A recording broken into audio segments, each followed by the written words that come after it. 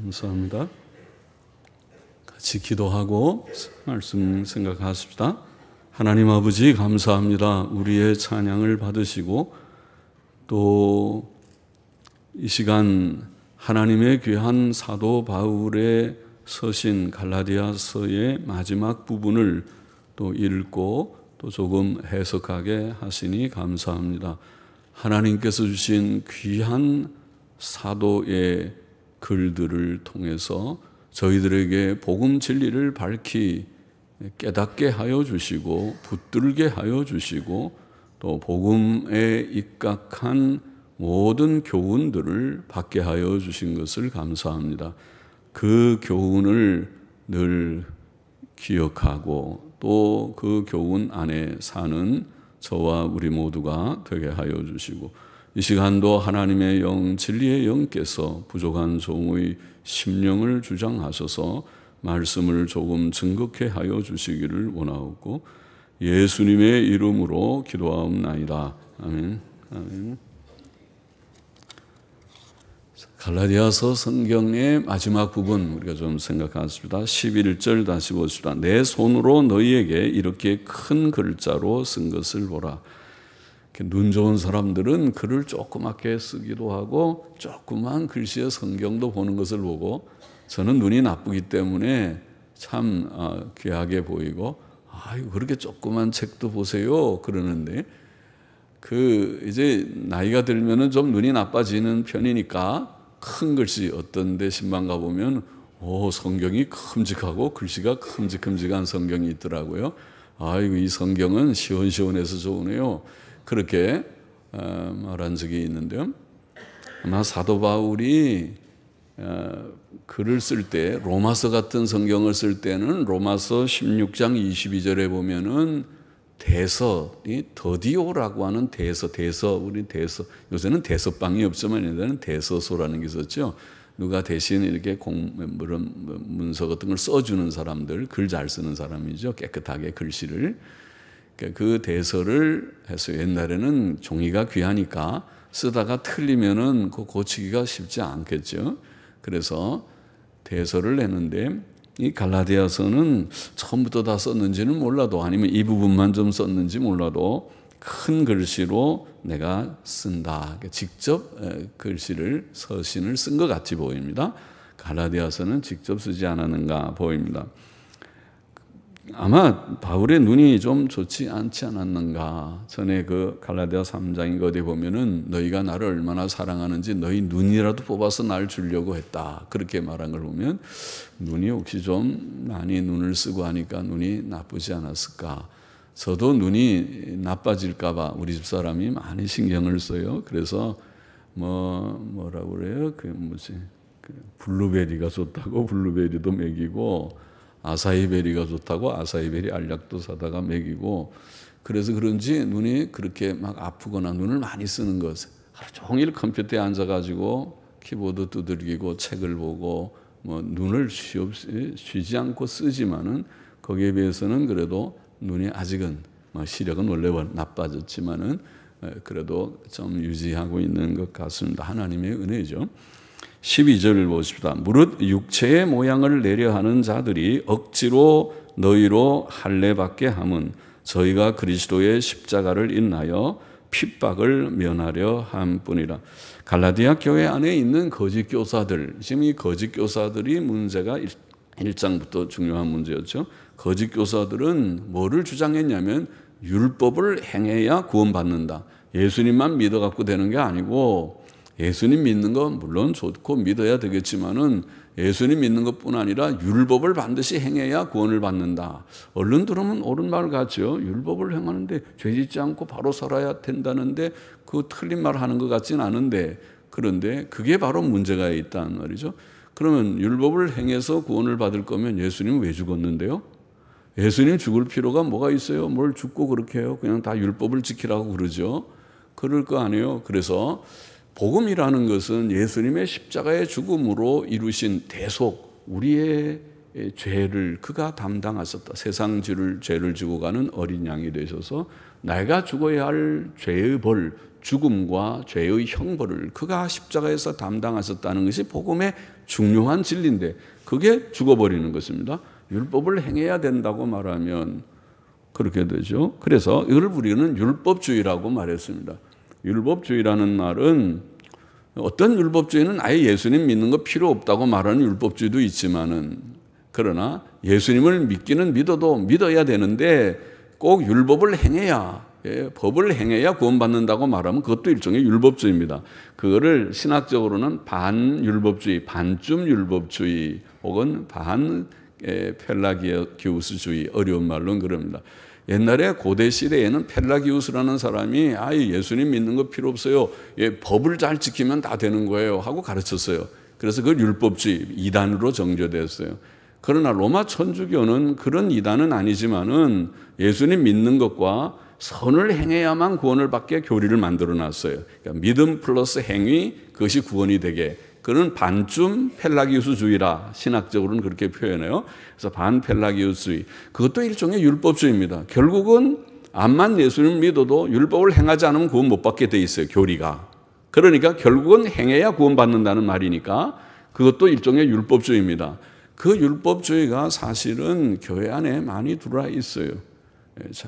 기독교, 개신교 속에도 들어와 있어요. 천주교는 교리적으로 반율법, 반펠라기우스주의 혹은 신인 협력설, 그것도 일종의 율법주의다 제가 말했는데 그것이 개신교 속에 상당수의 감리교나 성결교나 이런 사람들의 교리 가운데는 그런 우리가 흔히 알미니우스주의라고 말하는 그 알미니우스주의가 뭐냐면 믿으면 되는 게 아니고 믿고 처음에 믿는 것도 물론 자기가 믿는다고 하지만은 믿고 행해야 그것이 구원이 된다. 만일 믿고 행하지 못하면 구원을 잃어버린다. 그것이 알미니우스주의입니다. 알미니우스주의는 믿어도 바로 살지 못하면 구원을 잃어버린다. 그걸 우리가 어려운 말로는 성도의 견인이라고 그랬죠. 우리는 믿은 사람은 하나님의 은혜로 끝까지 끝까지 지켜주신다. 이게 성경의 교리다. 그걸 믿지만은 그러나 지금 말하는 천주교나 또 알미니우스주의나 이런 사상, 신인 협력설을 주장하는 사람들의 특징은 이런 성도의 견인 교리를 부정하는 것입니다. 그래서 일종의 율법주의인데 율법주의를 가르칠 뿐 아니라 여기에 할례 받은 자라도 자라는 모양을 내려고 하였다고 그렇게 말하고 있습니다. 나는 할례 받은 자야. 할례는 표가 있는 것이잖아요. 그러니까 할례 받은 자라고 그 모양을 나타내는 그런 자라고 말하고 있습니다. 그들은 예수 그리스도를 믿는 성도들을 억지로 할례를 받게 하고 있었습니다. 할례 받아야 돼요. 안 믿으면 구원도 못 받는 거예요. 그렇게 해서 예수만 믿으면 되는 게 아니에요. 예수 믿고 반드시 할례도 받아야 되고 법을 지켜야 된다고 그렇게 말하고 있었습니다. 그것은 예수 그리스도의 복음에 대한 어떤 확신 때문에가 아니고 단지 예수 그리스도의 십자가로 인한 핍박을 면하려 한 뿐이었다고 말하고 있습니다. 그래서 할례 받지 않는 것은 유대인들에게 바로 공격의 목표가 됐으니까 당신은 할례도 안 받으니까 그거는 하나님도 믿는 사람이 아니다. 할례는 하나님이 아브라함 때로부터 주신 언약의 표인데 할례도 안 받다니 이렇게 말하는 것입니다. 그래서 핍박을 하기 때문에 핍박을 면하기 위해서 나는 할례 받았어요. 할례 받은 표가 있어요 하고 대답하는 핍박을 피하기 위함이라고 말합니다. 그들은 핍박을 피하려고 하나님의 복음 곧 예수 그리스도의 십자가 속죄의 진리를 저버렸던 것입니다. 13절 보십시다. 할례 받은 저희라도 스스로 율법은 지키지 아니하고 너희로 할례 받게 하려 하는 것은 너희의 육체로 자랑하려 함이니라. 할례는 하나님의 언약의 표라고 방금 말했죠. 언약의 표이므로 할례를 받는다는 것은 그 언약의 내용인 율법을 지키겠다는 서약과 같습니다. 오늘날 신약교회의 세례와 똑같은 것입니다. 세례를 받는다는 것은 이제 세례 서약 때 앞으로는 말씀대로 바로 잘 사시겠습니까? 예 하고 약속하는 하나님 앞에서 하는 약속은 일종의 서약이죠. 하나님을 증인으로 세우니까 하나님이 들었다. 너 전에 약속했잖아. 그렇게 하나님이 우리에게 말씀하실 것이니까 서약과 같았습니다. 그러나 할례를 이미 받았고 또 신자들에게 할례를 받아야 한다고 강요하는 저 율법주의자들, 그들도 실상은 율법을 다 지키지 못하고 있었겠죠. 있었다고 말하고 있습니다. 너희도 율법을 지키지 못하면서 할례를 받으라고 자꾸 말하고 있구나, 그 말이죠. 그들이 갈라디아 교인들에게 할례를 받게 하려는 것은 단지 그들의 몸으로 자랑하려는 것뿐이었습니다. 14절 보십시다. 그러나 그들이 자랑하는 것은 할례다. 우리는 할례 받은 자다. 저 이방인들과 다르게, 무할례자들과 다르게 할례 받은 자다. 우리는 세례교인이야. 저 세례도 모르는 이방의 죄인들과 달라. 우리는 세례를 받아서 다 죄심을 받은 거야. 그렇게 자랑하는 만일 교인이 있다면 그들과 비슷하게 그것을 할례를 자랑거리로 생각했어요. 그러나 사도 바울은 내게는 내게는 우리 주 예수 그리스도의 십자가 외에 결코 자랑할 것이 없으니, 나의 자랑거리가 있다면 나의 자랑은 그 아무것도, 할례도, 나도 할례 받았지만 할례도 그런 것이 자랑거리가 아니고 예수님의 십자가밖에 없다. 이거 참 중요한 말씀입니다. 이제 이 갈라디아서의 끝부분이지만은 이 진리를 붙들기를 바랍니다. 제목처럼 내가 할례냐? 할례는 세상의 어떤 종교적 의식과 그런 표이지요. 세례를 받았다? 세례도 받아야 되지만은 사실은 세례의 표가 아무 의미가 없어요. 왜냐하면 실제로 예수 그리스도의 복음을 굳게 붙들지 않는다면, 세례냐 아니면 주님의 십자가냐, 결코 자랑할 것이 없으니 그리스도로 말미암아 세상이 나를 대하여 십자가에 못 박히고 내가 또한 세상을 대하여 그러하니라. 바울에게는 할례가 아무 의미가 없었습니다. 그에게는 할례 받은 몸이 아무 자랑거리가 되지 않았습니다. 사실상 그의 자랑거리는 오직 한 가지, 예수 그리스도의 십자가뿐이었습니다.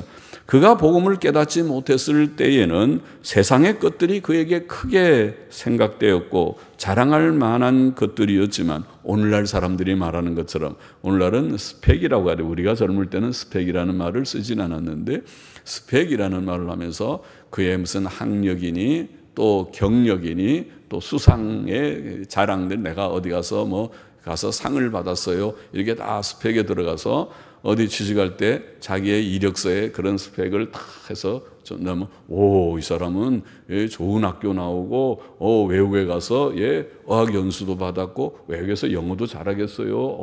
토플도 높게 받았네요. 토익도 높고요. 그리고 상도 많이 받고 이런 사람 우리가 채용하면 좋겠네요. 그렇게 자랑을 하는 것과 같이 자랑거리들이, 과거에 바울은 유식한 사람입니다. 바울은 그 당시에 그런 유대인의 그 학교 중에서 아주 인류 학교라고 할 수 있는 가말리엘 선생님 밑에서 율법 공부를 하는 정통 유대교의 공부를 한 사람이었습니다. 그런 자랑거리들이 과거에는 있었는지 몰라도 지금은 그렇지 않다는 것입니다. 그에게는 오직 예수 그리스도의 십자가밖에 자랑할 것이 없었고 또 앞으로도 그러할 것입니다. 그는 빌립보서 3장 7절로 9절에서 그 사실을 잘 증거했죠. 그러나 무엇이든지, 거기 읽어보면 그러나 무엇이든지 내게 유익하던 것을, 우리는 유익한 건 많잖아요. 부모도 자랑하고 학교도 자랑하고 나의 학위도 자랑하고 또 내가 가진 모든 경력, 이력들을 자랑할 것이 있고, 내 부도, 돈도 꽤 있어요. 내가 집이 몇 채고요. 부동산이 있고, 또 은행 잔고가, 잔고 증명 띄어올까요? 네, 잔고 증명이 몇십억 되고요. 이러면 굉장히 자랑할 만하게 보이겠지만은, 그러나 바울은 내게 유익하던 것을 내가 그리스도를 위하여 다 해로 여길 뿐더러, 자랑하지 않을 뿐만 아니라 그걸 오히려 해롭다고 여긴, 방해거리래, 해롭다. 또 모든 것을 해로 여기면 내 주 그리스도 예수를 아는 지식이 가장 고상함을 인함이라. 나 위하여 십자가에 죽으시고 다시 사신 예수 그리스도밖에, 예수 그리스도의 지식 외에는 내게 중요한 것이 하나도 없다고 그렇게 선포를 하듯이 고백을 합니다. 지식이 가장 고상함을 이 지식과 비교할 수 있는 것이 아무것도 없으니까. 나는 하나님밖에 예수님밖에 없다. 내가 그를 위하여 모든 것을 잃어버리고 배설물로 여기면, 그랬죠. 바울은 모든 걸 다 버렸잖아요. 결혼도 안 했습니다. 예? 그렇게 사람들이 다 좋아하는, 남자들은 결혼을 사모하겠죠. 그렇잖아요. 부인이 매일, 저도 정말 요새 보면은 이제 깨달음이 좀 철이 들었는지 집사람한테 참 미안하기 그지없어요. 가만히 보면 제가 여보 사랑해, 나랑 결혼합시다. 그래서 결혼을 했는데 40몇 년을 지나면서 이렇게 보니까 매일 여자는 식모살이처럼 밥하고 빨래하고 청소하고 그 일만 하고, 남자는 앉아갖고 책상에서 공부한다고 깨적깨적해서 부인이 수고하니까 그저께저께서 좀 뭐 책이라도 몇 자 좀 쓰고 뭐 좀 하기는 하지만은 이게 불공평하게 그지없어요. 여자들 입장에서 볼 때는 이게 내가 뭐냐, 내가 식모냐, 나는 뭐냐, 그렇게 생각할 만하잖아요. 그러니까 정말 미안하더라. 그래서 요새는 몸둘 바를 모르고 밥 먹을 때도 고맙습니다. 그러고 이제 이제 부인한테 해야 되는데 뭐 잘할 거리가 없어요. 이제 와서 뭘 하겠어요. 또 뭐 좀 도와주려면 빨리 당신은 할 일 하세요. 당신 할 일 하는 게 그게 하나님의 일이고 나는 내 일 할 테니까 하세요. 그리고 그러긴 하는데 말이죠. 그러나 진짜 우리가 세상의 모든 좋은 것들을 내가 그를 지식이 가장 고상함을 인함이라. 내가 그를 위하여 모든 것을 잃어버리고 배설물로 여기고, 내가 모든 것들을 다 헛되게 여기고 그리스도를 얻고 그 안에서 발견되려 함이니. 자, 여기에 주 예수 그리스도의 십자가가 왜 바울에게 유일한 자랑거리였는가? 그것이 바울의 복음 속에서, 오늘 갈라디아서에서도 우리가 읽은 바와 같이 복음 속에 다 드러나 있습니다. 그것은 그 십자가가 대속의 십자가이었기 때문입니다. 대속은 구주 예수 그리스도께서 나의 죄값과 죄의 형벌을 대신 담당해 주신 일이었습니다. 구주 예수 그리스도의 대속이 없었다면 우리는 영원한 지옥 형벌을 받아야 했었습니다. 우리의 모든 죄를 구주께서 십자가 위에서 담당하셨으므로 과거에 죄악되었던 우리는 그와 함께 십자가에 죽은 것과 같았고, 그것이 복음의 이치였죠. 예수님의 죽음, 예수님의 십자가는 바로 나의 죽음이었다. 나의 죄악 덩어리, 죄악된 나의 몸이 주님과 함께 십자가에 못 박혀 죽었다. 그가 나의 죄를 담당하셨다. 사실은 그가 죽는 그런 의인이었지만 내가 죽어야 할 죽음을 그가 대신했기 때문에, 그가 양손에 못을 박힌 것은 내 손으로 지은 죄 때문에, 그가 옆구리에 창을 받아 물과 피를 흘린 것은 나의 욕망 때문에 내가 죽어야 할 죽음을 그가 대신했다고 우리가 깨달았죠. 그래서 과거에 죄악되었던 우리가 예수님과 함께 십자가에 죽었습니다. 그걸 깨달았습니다. 복음 안에서. 그리고 예수님 3일 만에 부활하신 것은 내가 이제는 주 안에서 새 피조물로 살아난 것을 의미했습니다. 그것이 복음 안에서 이치였고 그것을 깨닫게 된 것입니다. 그렇기 때문에 그리스도 외에 아무것도 자랑거리가 없다고 그렇게 깨달아진 것입니다. 나의 자랑거리라고 하는 세상의 자랑거리는 그리스도와 함께 십자가에 못 박혀 죽기 전까지의 일이지요. 주님께서 십자가에 죽으셨을 때 나가 십자가에 못 박혀 버렸는데, 그러면 나의 자랑거리는 이미 십자가에 못 박아 죽여버린 것과 같은데 그걸 아직도 내가 자랑하겠습니까? 자랑해야 하겠는가? 그거를 아직 자랑한다면 나는 옛것이고 아직도 그리스도를 모르는 자일 것이다. 그러나 그리스도께서 나를 대신하여 십자가에 죽으실 때 내가 죽은 것을 깨달은 자라면, 복음을 깨달은 자라면 나의 자랑은 아무것도 없다. 이제는 십자가밖에 없다. 그렇게 바울과 함께 결론을 내리고 우리가 고백하게 될 것입니다. 15절에 이는 또 본문에 왜냐하면 그리스도 예수 안에서, 전통 본문에는 그리스도 예수 안에서 할례나 무할례가 아무것도 아니로되 아무 유익이 없으되, 전통 본문에 오직 새로 지으심을 받은 자뿐이니라, 뿐임이니라. 십자가 외에 자랑할 것이 없는 이유는 또한 또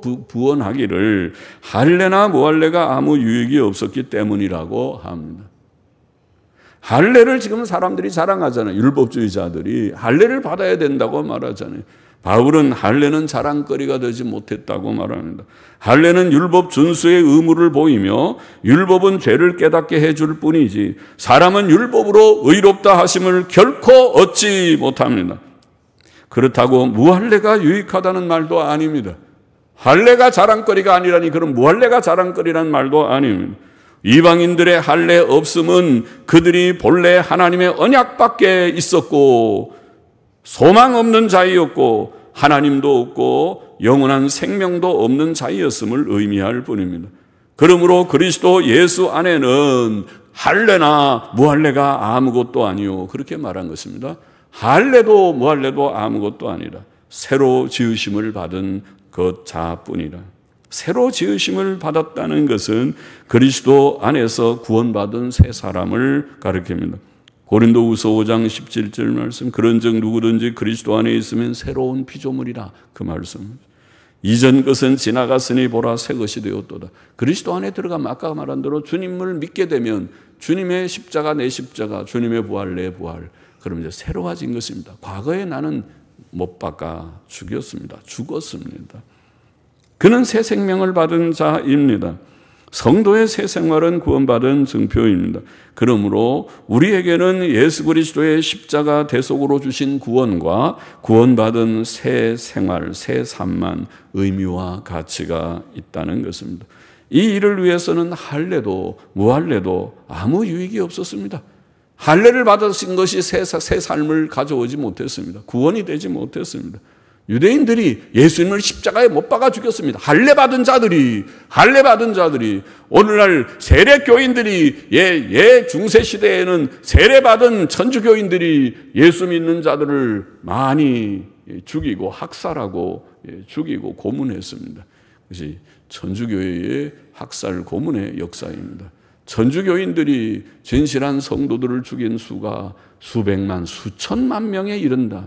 역사학자들은 천주교 자료들을 보면 수천만 명. 그래서 공산주의가 1억 명을 이 지구상에서 결국은 죽게 한 것과 그 다음 번으로 크다. 로마 황제들보다, 초대 황제들보다도 더 많은 수다. 나치 히틀러보다 더 많은 수다.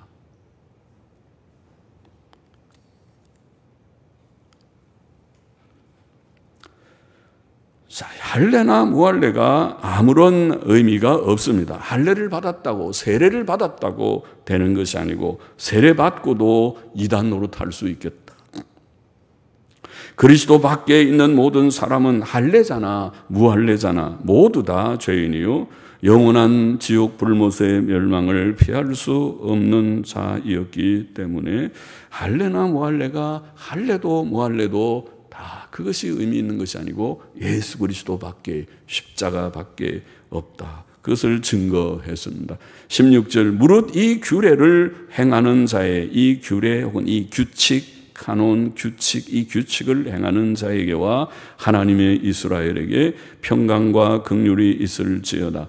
이 규칙을 행하는 자라는 말은 이 규칙을 따라 행하는 자, 이 규칙은 은혜의 복음, 진리, 즉 주 예수 그리스도의 대속 사역 안에 죄사함과 의롭다 하심의 은혜가 있고 그것이 구원이라는 진리, 예수님 믿고 구원받는다는 이신칭의의 복음 진리, 그것이 이 규칙입니다. 이 규칙을 따라서 이 복음 진리, 이것이 세상에서 가장 중요하고 가장 귀한 복된 진리이기 때문에 이 규칙, 이 복음 진리를 붙들고 이 규칙을 따라 사는 이 복음 신앙을 가진 성도들, 그들과 하나님의 이스라엘에게 하나님의 평강과 긍휼을 구하였습니다. 평강과 긍휼이, 하나님의 이스라엘이라는 말은 주 예수 그리스도를 믿는 모든 성도들을 가리켰다고 봅니다. 그 신약 성도들은 영적 이스라엘입니다. 이 규칙을 행하는 자, 곧 이 복음대로 믿고 사는 자들, 그리고 하나님의 모든 이스라엘, 하나님의 영적 이스라엘 백성들인 모든 성도들에게 하나님의 은혜와 긍휼이 있을 것입니다. 17절 보시다. 이후로는 누구든지 나를 괴롭게 말라. 이는 보면은 내가 내 몸에 예수의 흔적을 가졌음이니라. 형제들아, 우리 주 예수 그리스도의 은혜가 너희 심령에 있을지어다 하면, 사도 바울을 괴롭게 한 것은 그의 사도직과 권위를 부정하고 그의 전한 복음을 대항하고 이탈하여 다른 복음을 전하는 것이었습니다. 바울은 이런 도전 때문에 이 편지를 쓰게 되었지요. 갈라디아에 들어오니 이설 이단 때문에 바울을 괴롭게 말아야 할 이유는 그가 그 몸에 예수님의 흔적을 가졌기 때문이라고 표현합니다. 예수님의 흔적이란 채찍자국같이 그가 예수님과 그 복음 때문에 받은 고난의 흔적을 가리킬 것입니다. 사도 바울은 예수 그리스도의 고난에 참여한 사역자이었습니다. 예수님 때문에 친히 고난의 길을 걸어갔던 자였습니다. 예수님 때문에 고난을 받은 흔적을 몸에 가진 자였습니다. 고난의 흔적을 가진 자는 하나님의 참된 종일 것입니다. 오늘 본문의 교훈을 정리해 보십시다. 첫째로 우리는 율법주의로 돌아가지 말아야 합니다. 할례를 받는 자는 율법을 지켜 구원을 받으려는 자입니다. 율법을 지켜야 구원을 받는다는 율법주의 사상은 하나님의 복음의 왜곡이며 부정입니다. 그것은 실상 복음이 아닙니다. 복음은 이신칭의의 복음이고 이신칭의의 복음 외에 다른 복음은 없습니다. 이신칭의라는 걸 이제 믿음으로써 의롭다함을 얻는다. 그것을 우리가 복음을 요약해서 한자말로 이신칭의 그럽니다. 이신칭의의 복음 외에 다른 복음은 없습니다. 다른 복음을 전하는 자는 저주를 받을 것이라고 갈라디아 1장 8절 9절에 이미 말씀하고 시작한 것이 이 서신이지요. 사람이 죄인들을 위해 죽으신 구주 예수 그리스도를 믿는 길 외에는 사람이 죄인들을 위해 죽으신 구주 예수 그리스도를 믿는 길 외에는 죄사함과 의롭다 하심의 구원을 얻는 길이 없다. 그것이 갈라디아서의 증거고 성경의 증거입니다. 오늘 우리 모두들이 예수님을 구주로 믿습니까? 믿게 되기를 바랍니다. 다 믿는다가 아멘 할 수 있기를 바랍니다. 그 길 외에는 다른 길이 없다. 죄사함과 구원을 받을 다른 길을 하나님이 주신 것이 없다. 예수님밖에 없다. 십자가밖에 없다. 둘째로 우리는 세상의 것들을 자랑하지 말고 오직 예수 그리스도의 십자가만 자랑해야 하겠습니다. 세상의 것들은 다 허무하고 우리에게 죄사함과 영생을 주지 못하는 아무 유익이 없는 아무 의미 가치가 없는 것들입니다. 우리는 오직 예수 그리스도를 믿음으로 의롭다 하심을 얻었습니다. 우리의 의는 이것뿐 예수의 피밖에 없네. 그 찬송가 우리가 많이 부르지는 않지만 좋은 찬송가죠. 나의 죄를 씻기는 예수의 피밖에 없네. 나의 의는 이것뿐 예수의 피밖에 없네. 예수님밖에 없다는 복음적인 가사죠. 그러므로 예수님의 십자가는 우리의 찬송의 귀한 제목이며 귀한 찬송 제목이며 속죄 찬송 제목이며 유일한 자랑입니다. 내가 자랑할 것은 예수님밖에 없고 예수님의 십자가밖에 없습니다. 셋째로 할례나 무할례가 아무것도 아니며 우리가 새로운 피조물이 되었다는 사실이 중요하다. 그것을 본문은 우리에게 밝히 증거했습니다. 우리는 예수님의 대속에 의해 근거하여 하나님의 은혜로 예수님을 우리의 구주와 주님으로 영접하고 믿었을 때 곧 우리가 죽었던 영혼이 다시 살게 되었을 때 그걸 중생이라고 말하죠. 그 중생했을 때 새로운 피조물이 됐습니다. 중생한 자가 회개하고 믿게 되는 것입니다. 우리가 회개하고 믿을 때 저분 중생했구나 그렇게 깨닫게 됩니다. 그때 우리는 하나님 앞에서 죄사함과 의롭다 하심을 얻었고 그 결과 우리는 하나님의 자녀의 특권을 회복하게 되었고 자녀다 하나님의 자녀가 되었고 거룩해진 자고 성도라 불리게 되었습니다. 성도라는 암흑의 성도님 귀한 이름입니다. 예수님 믿고 구원 받으셨다는 뜻과 같습니다. 하나님께서는 이들에게 천국과 영생을 약속하셨습니다. 우리는 이 구원과 새 피조물 된 사실을 인식하고 하나님께 항상 감사해야겠습니다. 오늘도 복음을 깨닫지 못하고 있는 이가 우리 가운데 하고 있다면 주님의 초청을 듣게 되시기를 바랍니다. 우리가 구원 얻는 길은 다른 길이 없다. 예수님밖에 없다. 예수님밖에 없다. 주께로 나아가 행위로 되지 않는다. 행위는 늘 부족하다. 또 예수님 믿고 행해야 된다고 누가 가르친다면 그도 이단적이다. 그도 일종의 율법주의다. 왜냐하면 행위는 끝없이 불완전해서 부족해서 행위로 조합해 설 자가 없기 때문에. 그렇다고 해서 반대로 그럼 행위 없어도 되나요? 아니요. 여기 지금 많은 행위에 우리가 성령의 열매를 맺어야 됩니다. 많은 행위를 말했으니까 행위 없이 된다는 말이 아니라 행위로 되지 않는다는 말입니다. 말을 분명하게 구별해야 됩니다. 행위로 구원받는다고 말하면 안 된다. 나의 의의는 예수님밖에 없다. 그렇게 말해야 되고 예수님만 의지해야 되고 예수님 정말 믿는 자는 바르게 살려고 선하게 살려고 마땅히 노력해야 된다. 행위가 수반되어야 된다. 그것을 말하는 것입니다. 율법주의로 돌아가지 말고 구원은 우리가 되어야겠습니다. 기도하십시다. 하나님 아버지, 오늘도 예수님 믿고 구원 얻는 모두들이 되고 믿고 구원 얻은 모두들이 되어서 주님의 구원의 은혜를 다시 한번 깨닫고 율법주의로 돌아가지 말고 우리의 자랑은 예수님밖에 십자가밖에 없는 것을 깨닫고 우리가 새 피조물 된 것이 하나님의 은혜인 줄 알고 늘 감사하고 인식하고 의의 길 바른 길 걷는 저와 우리 모두가 되게 하여 주옵소서. 감사하며 예수님의 이름으로 기도하옵나이다. 아멘. 아멘.